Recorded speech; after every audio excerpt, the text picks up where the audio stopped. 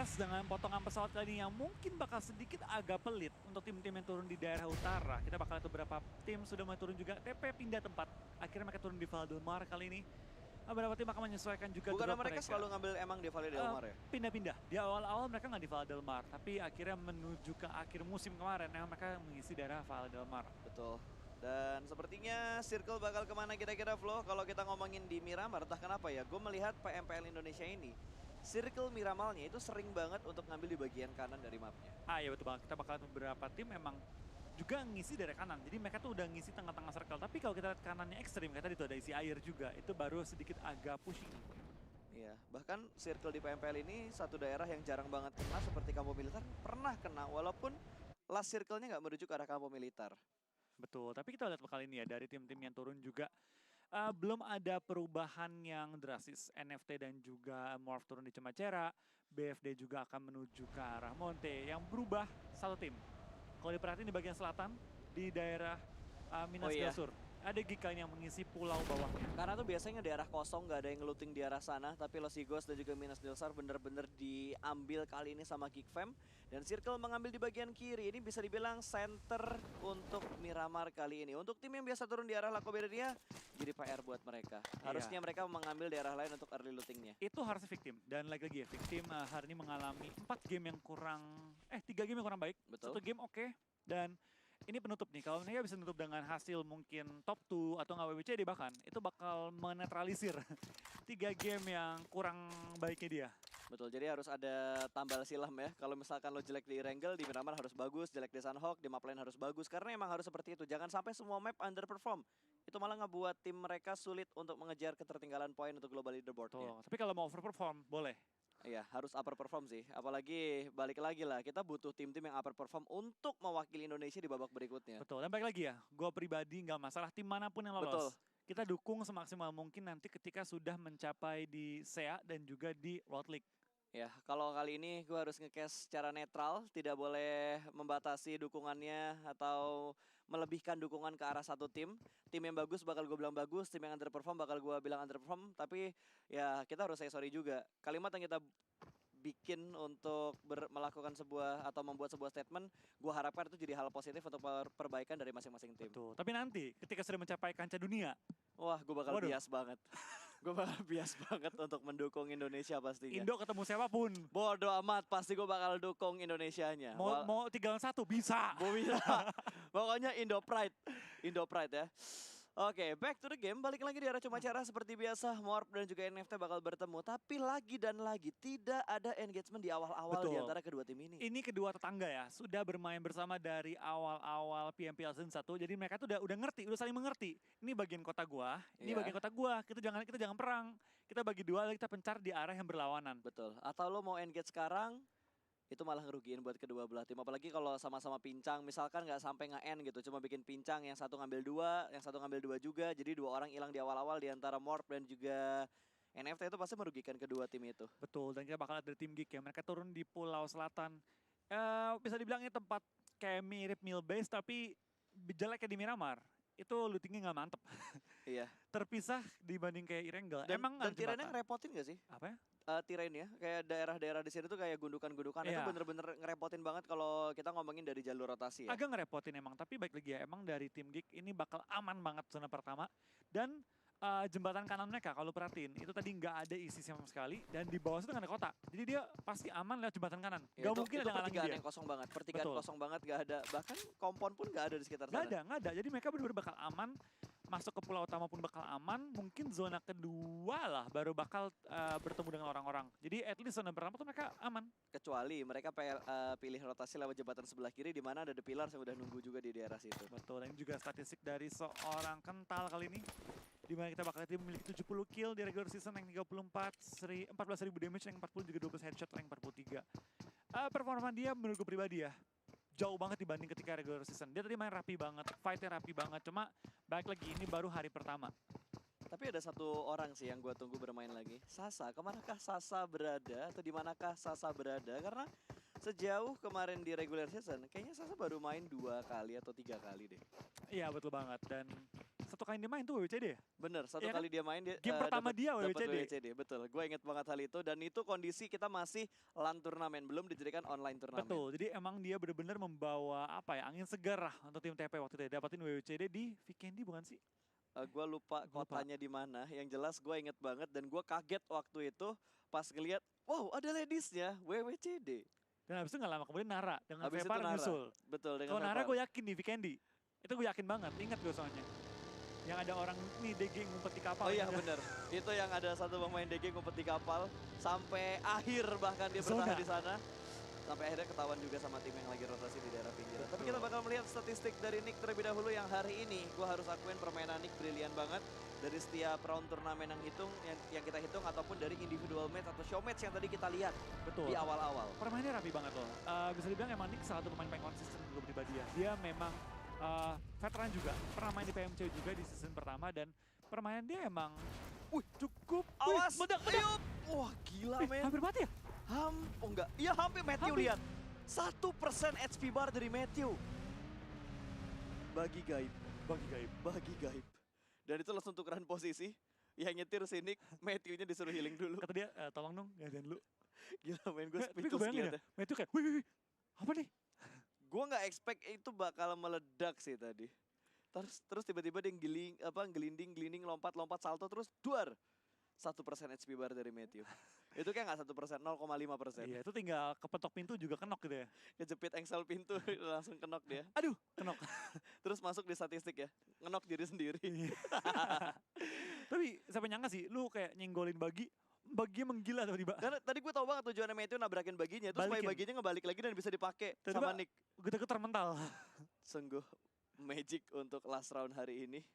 Tapi oke, kita move on dari hal dari bagi itu. Dranix yang tidak mendapatkan kontestan juga, bahkan mereka kayaknya bakal nahan blue zone pertama deh. Iya betul banget, mereka bakal nahan blue zone pertama dan Dranix sendiri ya, mereka bakal di daerah Hacienda del Patron kah kali ini? HDP harusnya. Dranix dia harusnya ngambil di bagian kanan atas, arah lampu militar. HDP nggak sih mereka No, sekarang? dia di dekat Torre Ahumada di bagian atas. Oh, Torre Ahumada ya. Dan cukup dekat dengan victim, berarti victim ngebanting rotasinya jauh juga loh. Atau orang udah nge-hold dulu Betul. di Dia HDP, Mozart ya. ngambil di arah HDP-nya untuk memastikan jalur rotasinya nggak ketahuan sama tim lain. Tuh dan Boom kemana ya? Kok Boom nggak berada di daerah Ciamis ya? Pozo. Boom, kita belum lihat pergerakannya dari Boom sih tadi karena yang baru disorot kayak Red Rocket, terus kita ngelihat tadi The Pillars Iya. dan Bonafide yang barusan aja kesorot. Iya, berarti kita belum lihat Boom. Tapi kalau kita ngomong-ngomong Boom ya Pak, hari ini La menurut- Bendita. hari ini performa mereka menurut lu gimana? Karena kita lihat Boom kayak nggak biasa yang mereka nggak sih? Iya, Boom kayak ya harus dibilang, bisa dibilang ya kalau menurut gua statement paling gampang itu underperform. Cuma faktor apa yang ngebuat mereka underperform ya gue juga nggak tahu karena gue juga bukan orang internal dari Boom Esports. Mungkin gue bisa tanya sama teman gue yang menjadi manajer di Boom Esports juga nanti setelah ini apa yang terjadi dengan Boom karena gameplay mereka ini bener-bener jauh berbeda dibandingkan di regular season. Iya, tapi mungkin faktor terbesar ketika rotasi sih. Sering banget mereka pick off satu anggota dua anggota dan itu yang membuat mereka sedikit sulit untuk fight di akhir-akhirnya. Tapi kalau kita ingat dari Boom ya, mereka emang tim yang defensif kuat banget. Tapi karena lu ngomongin rotasi nih, gue jadi pengen bahas kalau kita ngelihat Irengel pertama dan Irengel kedua itu jelas gameplay yang berbeda banget dari semua tim. Kita ngomongin semua tim ya, itu gameplay yang beda banget dari semua tim dan sekarang Miramarnya agak lebih pasif dibandingkan Miramar untuk yang pertama di hari ini tadi. Iya betul banget, gue setuju banget ya. Dimana yang pertama tadi bisa dibilang permainannya Rotasinya cepet, ambil center bahkan sampai akhirnya beberapa tim tadi lebih ngambil di pinggir circle dibandingkan mereka ambil center circle-nya. Kalau gue Daerah pribadi pegunungan. lihatnya ya, untuk setiap game pertama itu pilihan dua. Kalau lu pengen main pasti ya, lu ke tengah cepat-cepat atau lu stay di pinggir lama-lama. Bener. Lu kalau nanggung-nanggung itu kayak nggak pasti, bisa ada yang ngambil tempat rotasinya. Jadi tim-tim yang emang pengen main cepat dari awal harus nabrak tengah. Tim yang pengen main lama emang harus di pinggir aja kalau game pertama karena kan lu nggak punya info. Betul, dan gue udah ngeliat tadi pergerakan dari tim BTR juga mereka mengambil daerah perbukitan di sekitar Pekado, tapi bukan Pekado bagian bawah. Dia ngambil di Pekado sebelah kiri, tebingnya diambil. Harusnya itu yang jadi jalur rotasi loh. Tempat yang diambil Bigetron itu adalah jalur rotasi dari beberapa tim yang mengambil di bagian atas seperti di arah El Pozo atau dari arah HDP, di arah San Martin. Kalau mereka nggak pengen langsung masuk ngambil ke arah Pekadonya, mereka biasa ambil di bagian bukit sebelah kiri di atas Pekado. Iya betul banget, emang enak sih mereka kan mereka turun juga di Pekado. pilihan mereka kemana-mana tuh dekat. Mau ke utara, mau ke selatan, timur, barat tuh emang deket banget ke BTR. Dan itu yang membuat BTR tuh kalau di Miramar kuat banget. Kemanapun enak rotasi, nggak berat. Apalagi PKD tuh berada di tengah-tengah Miramar persis. Jadi Betul. kemanapun circle pergi, mereka pasti hanya butuh sedikit rotasi untuk mengamankan circle berikutnya. Dengan looting yang mantep banget. Betul, apalagi PKD lo tahu sendiri arena PKD tuh isinya pasti legit banget. Jangankan di turnamen, di klasik aja isinya bagus banget. Bakal di spray kali ini The Pillars mendapatkan kontestan baru Red Rocket. Kedua timnya sedang naik down, kali ini bakal bertemu di early game. Bahkan Rocky sudah melakukan flanking sebelah kanan dan Slayer berada di arah yang cukup jauh juga. Kental kali ini berada di arah balkon, sendirian aja bakal mendengar step di bagian paling bawah. Tidak ada backup dari tim The Pillars. Satu bakal melawan 4 pemain dari Red Rocket. Red Face berada di bagian lantai bawahnya. Berusaha untuk naik ke bagian atas, cukup santai. Kali ini sudah mulai menembak dan bakal di pick off, langsung ditutup pintunya. Tapi kali ini tidak akan bisa ada yang menyelamatkan Kental karena 1 lawan 4 men, bukan posisi yang bagus. Walaupun Kental bisa ngedapetin satu pemain dari Red Rocket. Dan DDP belum mau nyerah, mereka bakal coba naikkan bukit dan coba ngebalikin keadaannya menghadapi tim Red. Mungkin mereka menganggap ini compound yang emang harus diambil. Iya, Karena dan mereka bersikeras harus ngambil compound ini. yang jadi masalah, ini baru Bobs doang yang datang. Di mana 2 pemain The Pillars yang lainnya untuk melakukan follow up-nya. Bobs akan memarkirkan motornya terlebih dahulu dan Teddy sudah menyambut dengan granat yang dilempar ke bagian lower ground-nya. Dia bakal flank sedikit ke sebelah kiri, tapi Kings bakal membuka arahnya. Kali ini bakal ada spray menuju ke arah sekitar Bob. Cukup deras darahnya dari peluru-peluru Red Rocket, hampir menumbangkan 1 pemain The Pillars yang sedang melakukan rotasi. Rocky seperti belum selesai, dia pengen maju bentar. Dan ini akan bakal jadi clash ronde 2 kah kali ini. Karena dari tim TP seperti belum mau meninggalkan perbukitan di daerah Minas Del Sur kali ini. Mereka bakal pelan-pelan dan mungkin akan fight ronde 2. Tapi mobilnya mulai kebalik, mulai mengguling. Semuanya bakal turun dari arah mobil dan kali ini hampir menghindari ledakan mobil. Bobs hampir knock. Hampir kenal tadi, langsung pada lompat dari arah mobil. Bobs cukup low, 1 tap dari pelurunya Red Rocket hampir membuat pemain The Pillars jatuh, 1 pemain mereka. Betul, tadi kalau The Pillars sampai kehilangan lagi 1 player mereka, ini bakal jadi nightmare bagi mereka. Dan bener aja kali ini, 2 knock kali ini. Not a nice way to start the game. Kali kita bakal DTP tinggal menyisakan 1 player mereka, lemparan bom dari seorang Bubu masuk dalam area mereka dan knock. Pulang TP di posisi ke-16 di game terakhir kita. Men, permainan mereka lagi bagus-bagus dan sekarang mereka terjegal oleh 2 tim. What happened with The Pillars? Kayak ada sedikit kepanikan yang melanda dalam diri mereka ketika 1 pemain mereka Kental di-push sama 1 tim, sama Geek Fam tadi pertama-tamanya. Iya betul banget, gue masih agak kaget sih apa yang terjadi dengan tim TP. Tapi baik lagi ya, itu kan korban rotasi. Cuma menurut gue kayak tadi ketika mereka kehilangan 1 player mereka, udah 1 mereka pindah sih. Nggak coba untuk fight on the 2. Bobs masih penasaran tadi buat sedikit ngintip pertahanan dari Geek Fam. Dan ternyata 2 player lainnya lebih milih untuk regroup dan narik posisinya. Dan Morp, kita harus move on kali ini antara BTR dan juga Morp. Zabrol bakal dipuskah, Zuxi sudah mulai keluar dari arah rumahnya. Apakah bakal naik ke bagian bukit atau di sini BTR hanya ingin melakukan regroup dan setup untuk menghadapi tim-tim yang bakal ngambil kompon milik mereka. Morp kayaknya udah kelihatan, mereka ngincar tapi begitu diintip, oke 4 orang bakal di take down begitu aja kah? Dan Morp lebih mundur ke belakang dan Baju bakal ditembak langsung meledak mobilnya, Aura. Dan mendapatkan 1 di sini bakal turun dari arah mobil bersama naik ke bagian atas, tapi bakal ada spray dari 3 pemain Aura. Cukup low dari Chisun, dia hanya memanfaatkan bukit kecil yang bisa dipakai untuk bersembunyi. Betul, dan 2 teman lagi akan coba untuk masuk ke dalam circle, tapi dapatkah dia menahan gempuran dari tembakan tim Aura? Beberapa tembakan balasan mulai dilontarkan juga oleh tim Aero dan juga tim Victim yang berada di sekitar dari tim Aura. Tapi kita bakal lihat proses ya, dengan kondisi mereka menang posisi, harusnya mereka bisa tembus ke area Victim, men-take over area bagian utara circle. Betul, ini bakal ada smoke setup lagi mengamankan rotasi dari tim Aura, jangan sampai mereka terpick off. Bahkan Jaden masih berada di dalam gudang, tidak dalam kondisi bersama-sama. Mereka melakukan setup di arah yang berbeda. Victim mulai masuk menuju ke arah PKD dan sudah ditungguin sama Dranix yang mengambil apartemen biru. Betul, kita bakal beberapa tim sudah mulai masuk ke area circle juga, di mana dari tim Dranix sudah mengisi dari tadi ya di daerah PKD juga. Tapi kita bakal beberapa tim ya, mereka masih berada di luar circle dan lagi mencari cara gimana mereka tembus ke dalam circle-nya. Yap, lihat berapa tim yang numpuk di bagian Spav pinggir dari circle-nya. Spav udah gak sama mana-mana, dia udah tertahan juga dalam kondisi bleeding out, harusnya dia bakal mati, tapi ternyata Chisun bakal ke pick off juga. Not a nice game untuk tim Victim dan bakal dicuri sama tim Aero. Betul, still Berarti kill. dari tim Victim tinggal berdua kali ini, dan kalau mereka sampai game ini juga belum menemukan performa terbaik, bisa dibilang mereka mulai harus berhati-hati besok. Ya, mereka mau nggak mau harus ngerjain PR yang banyak banget supaya besok mereka bisa up perform mereka dan bisa masuk ke babak berikutnya mungkin untuk mendapatkan placement terbaik mereka juga. Smoke setup dari Ucup untuk menuju ke arah baginya. Kali ini apakah dia bisa menyelamatkan baginya supaya bannya nggak dihancurin dihancurin karena mereka butuh jalur rotasi juga. Airwolf punya angle dan kali ini bakal keluar lagi dari arah apartemen biru. Dari Bonafide juga sudah tahu posisi dari Aura, ada Jaden tadi yang ke-lock. Di bagian sekitar mereka ada tim lain, ada tim RRQ yang sudah mulai mendekat ke arah pertahanan dari Bonafide. Depan mereka juga ada Aura. Ini Bonafide agak sedikit bingung kayaknya mau gerak kemana. Ada Aura, ada Airwolf, ada beberapa tim lain juga yang ada di sekitar mereka nih. Mereka bakal nentuin jalur rotasinya lebih milih ke arah mana kira-kira. Betul, karena kali ini mereka juga berada cukup tengah ya, di mana mereka berdekatan dengan tim-tim sekitar mereka. Dan kita dari tim Aura sedikit kesulitan untuk rotasi, di mana mereka kali ini harus bertahan di tengah-tengah. Zulhak akan kenok kali ini. Sampai ngenok dia itu ternyata ada Rosezi dengan mini dia, dengan sangat baik menok backline dari tim BFD. Tapi ternyata Aura nggak aman. Ini Dia kebuka kehilangan banget. Ken lagi kali ini. Rosezi juga sudah pulangkan ke arah lobby. Tinggal menyisakan satu player kali ini. Satu player lagi, Rosezi doang yang bertahan di daerah zona yang Ya, udah lumayan itu free. bukan hal yang bagus main untuk tim Aura. Mereka kepepet juga karena Blue Zone bakal menghimpit, sudah mulai sakit untuk DPS-nya. Rosesi bakal kelihatan, 2 orang makanan yang legit banget untuk Bonafide. Oh, jadi masuk zona terlebih dahulu. Jaden udah masuk karena tadi Aura satu pemain mereka misain diri untuk masuk ke dalam zona dan ngebuka jalan. Tapi dari Aura mereka tadi sedikit melakukan commit fight dengan victim. Iya betul banget, mereka agak lama menahan dan akhirnya kali kita bakal dari Aura hanya menyisakan satu player mereka. 15 Airwolf akan bakal meledak dan ternyata Jersey belum dapat menumbangkan anggota tim Airwolf yang menggunakan kendaraan untuk rotasi barusan. Betul, ini bakal ada game yang lewat, bakal langsung ditembak, mobil sudah mulai berasap, player tapi bakal Turun di Genfos langsung mobil. turun dari dalam mobilnya. Untung nggak kenok. Genfos masih bisa menyelamatkan diri tapi celah mobilnya bakal dimanfaatkan. Diledakkan begitu saja, Genfos lari ke arah belakang, masih ada tapping dari Jersey. Di arah open field, sungguh-sungguh open field tapi Jersey belum bisa mendapatkan kenoknya ke arah Genfos. Betul banget, dan BFD galak banget permainan mereka. Mereka memotong rotasi tim-tim lain dan kendaraan pun mulai datang untuk menjemput seorang Jersey yang sedikit tertinggal dari area zona. Ya, ini bakal ada jemputan, satu pick up yang datang dan Ikyar pun ban mobilnya depan kanannya udah mulai pecah. Sementara Boom sedang melakukan setup, Genfos berada persis di sekitar pertahanan dari Boom.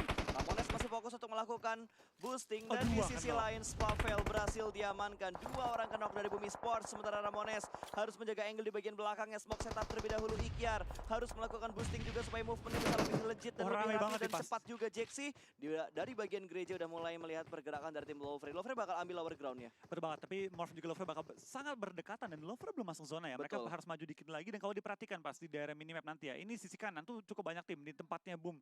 Itu ada Boom, ada Victim, dan juga tim-tim lain seperti BFD dan juga ada tim Aero. Jadi mereka bakal bertabrakan memperebutkan ujung zona. Sedangkan sisi kiri itu sepi banget kalau nanti kelihatan minimap ya. Tapi sementara Boom dengan kondisi hanya memiliki 2 pemain aktif, akan berhadapan dengan 2 pemain aktif dari Victim juga. Betul. Siapa yang bakal di awal-awal pulang? Karena ini 2 tim. Ini butuh banget poin. Iya, dan tapi Dranix bakal nge-push Onyx, satu pemain berhasil diamankan, Crazen berhasil mendapatkan nick. Kali ini Matthew berada di rumah yang sama dengan Lazerk.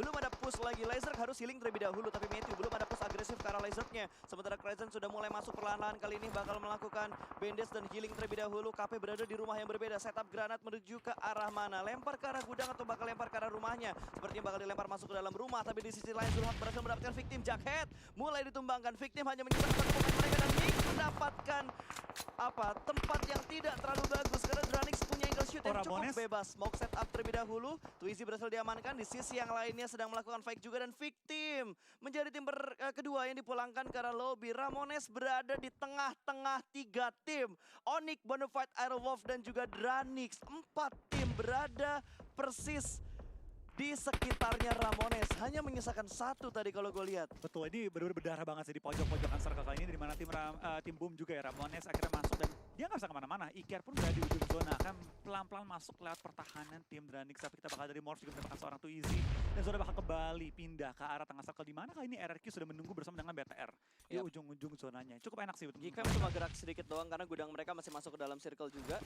Masih cukup aman, tapi Onyx sepertinya bakal melakukan long fight dengan tim Dranix. Matthew sendirian di lantai atas, Lazerk berada di bawah dan ada bantuan juga dari Mozart, tapi Renalre di sisi lain juga sedang kenok. Kali ini Onyx harus menghadapi 4 pemain dari tim Dranix.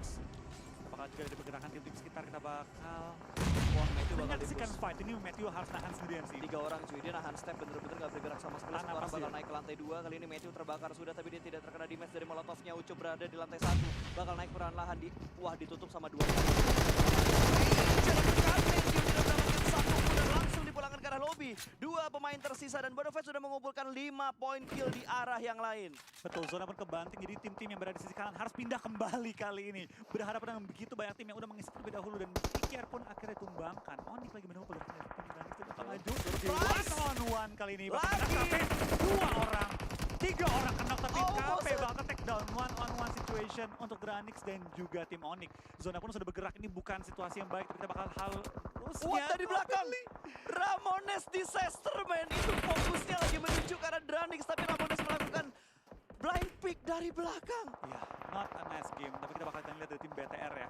Sangat nyaman dalam zona, tinggal nyayur aja, dan Luxi sudah megang tembakan andalan dia. Sniper andalan dari seorang BTR Luxi. Oke, dan bakal ada smoke setup terlebih dahulu dari Ramones. Dia harus berjuang seorang diri, 1 poin kill sudah dia kumpulkan Dranix.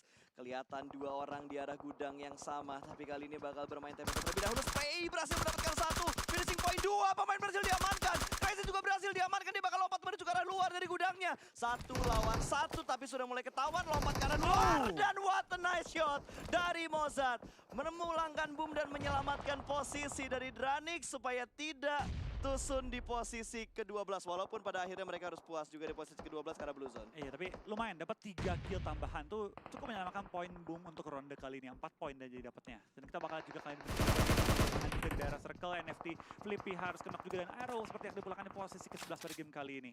Betul, sementara Geek Fam mendapatkan kompon. Ini 3 tim jaraknya dekat banget kalau kalian perhatikan di arah minimapnya. Sementara masih ada spray dari Bubu dari dalam rumah. Masih mencoba untuk melakukan shoulder pick dari arah jendelanya. Tapi belum ada korban yang berhasil diamankan. 1 kendaraan bakal datang. Ini bakal menjadi close fight antara Geek dan juga Lovre. Mereka sudah berada di arah kompon yang tidak terlalu jauh jaraknya. Blue Zone juga sudah mulai bergerak kali ini. Pergerakan dari Ryzen juga sudah berada di arah smoke, jadi dia cukup aman. Kalau bakal bergerak ada spray langsung dari Floral menuju ke arah Morph. Hampir menyelamatkan 1, Lima terlebih dahulu. Ketika Zona berhasil mendapatkan Red Rocky. Langsung dipulangkan begitu saja menuju ke arah lobby, dan Floral harus fokus. Twizy bakal melempar granat ke bagian atas, apakah bakal masuk menuju ke arah Floral. Tapi sepertinya Floral masih cukup aman, dan Red Face sudah mulai ketahuan juga. Geek Fam dan juga Lovre saling menekan satu sama lain, dan Bubu berhasil mendapatkan Toms. Masih ada 3 player lain dari Lovre yang harus diamatin sama bakal pemain-pemain maju Geek kan Fam. di Bubu langsung menuju ke arah tim Lover. Bakal knock balik, tinggal Flora lawan Trisa. Kita bakal lihat apakah kita bertahan melawan tim Lover yang masih unggul sekarang. Kita bakal spray down dan gagal. Flora bakal berangkat di posisi ke-9 untuk memenangkan seluruh tim Geek Fam, tapi Lover gak dalam posisi yang aman juga. Mereka pindah sekarang juga. Mereka harus pindah sekarang juga, tapi ini memberikan nafas lega juga untuk Lovre.